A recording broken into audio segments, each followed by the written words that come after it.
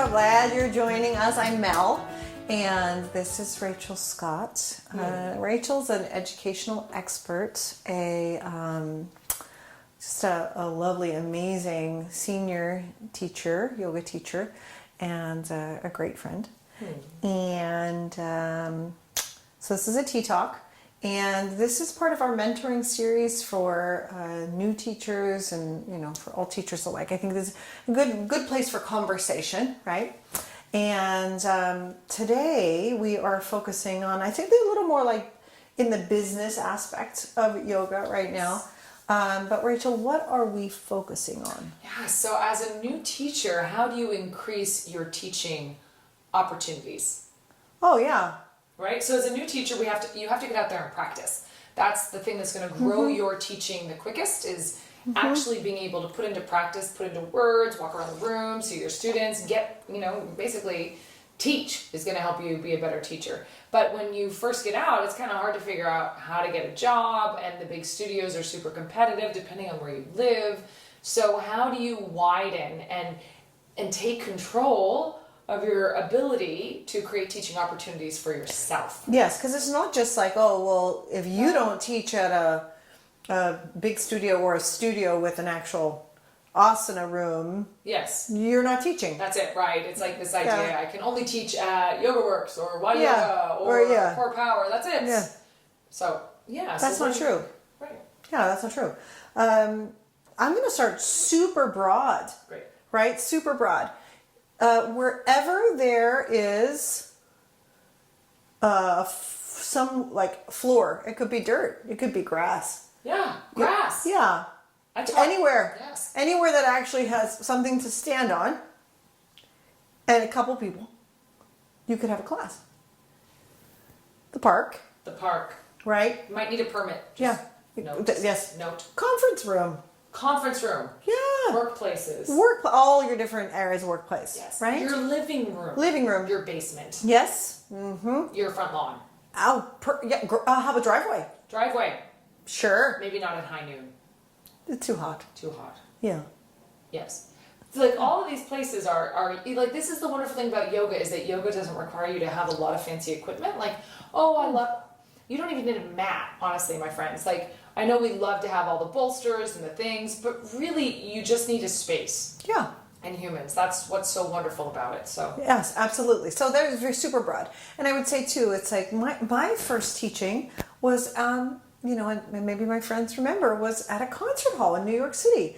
Like I would backstage in the green room, I would hold little mini classes, right? A class, it could be a private class with one person, a semi-private with two people, right? Or, then like fuller classes. So start where you are. And this is build from your own network. You don't have to go out there and create an entire new community. No. Yoga is now mainstream enough so that you could say like, hey, my brother Joe works at this law firm. I wonder if they could use a lunchtime class. Or like you were in a green room, like, oh, I have a network of artist performers. I wonder if they'd like to do yoga as part of their warm up or as part of this, working out thing that they do every week. So and I remember at the time, I literally just went to one of the main managers, and I said, hey, listen, I'm a certified yoga teacher, and maybe we could just offer one of the spaces. And they were like, yes, hey, you guys, do you want to do yoga? And everyone was like, yeah, we want to do yoga, right? Yeah. Then the next aspect of how do you do that? Well, we made a flyer, and we put the flyer up on the bulletin boards, and we sent an email out and said, hey, do you want to do yoga at this time? And right? Yeah.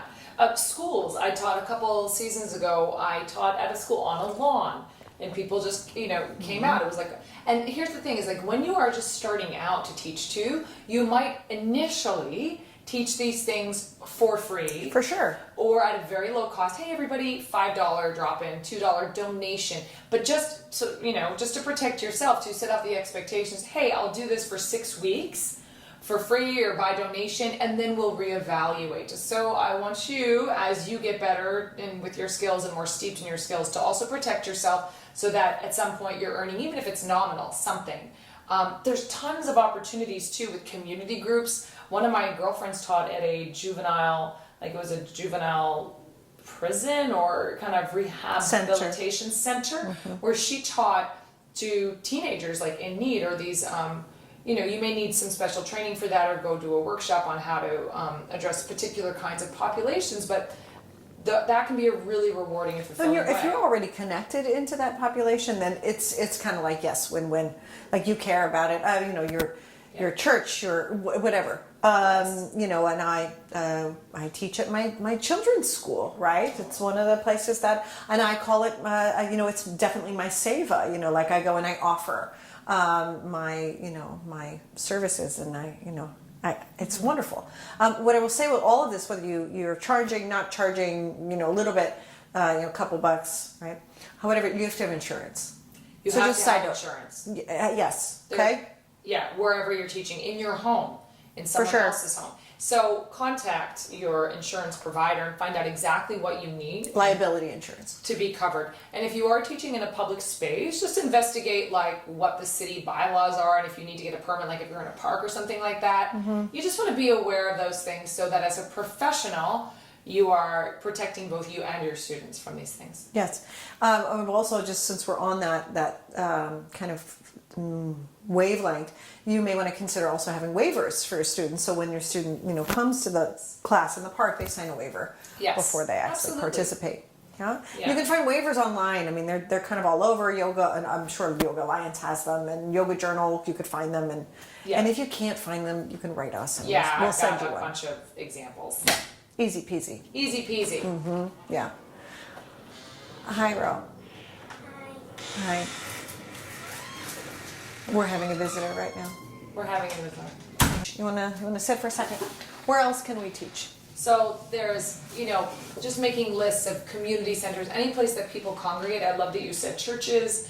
The YMCA is great. Local gyms. I taught in gyms and very tiny studios for a while. Mm-hmm. I've taught at the Heart and Stroke Foundation, so different kinds of organizations, you know, like to do something nice for their people. There's so many options. And I know already, we've already said it, but like private sessions, semi-private sessions, right?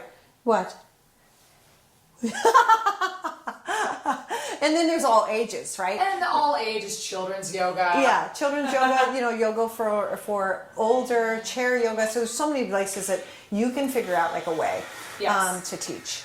Anything else? No, I think basically you're only limited by your imagination, and to really kind of focus on like, okay, where are people congregating in my world? Mm-hmm. Who can I connect to? And to be unabashed about putting those feelers out to say, hey, would you be interested in? Because you have a beautiful skill set to offer, which is so good for stress reduction and for physical health. For sure. Share it out there. You always have something to offer. Yes. Right? And to not underestimate that. The world needs you. Yes. It does. It does. Does. Right? Thank you. Okay. I'm going to say bye. Let's say bye.